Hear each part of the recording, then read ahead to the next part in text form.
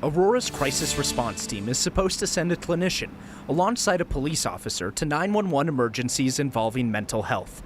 Only problem is, as of right now, there are no full-time clinicians working with the program able to respond to emergencies. It's unacceptable that it's at zero.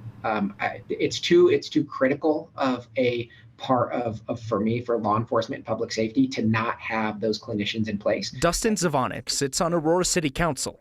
This weekend, the full council met for its annual budget workshop.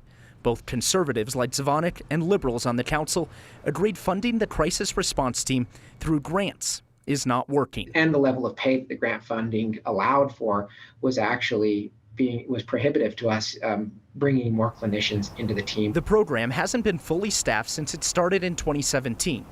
Now Zavanik says there is near unanimous support on City Council to fund the program using city funds instead of the grant money that required clinicians to be paid very little. And it's time for a change in terms of how we think about funding this. Kelly Phillips Henry is the CEO of Aurora Mental Health Center.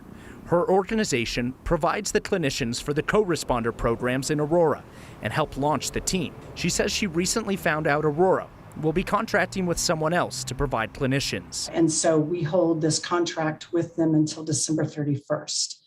Unfortunately, we will not be able to recruit for these positions, right? Knowing that the contract is about to change hands. With a program lacking any staffing, there's now support to change that. We desperately need to have more clinicians as a part of this team. I reached out to every member of Aurora City Council to see which members support funding the crisis program through the city budget. Of the 7 I heard back from, all support using general funds to ensure they can hire more clinicians and pay them more money.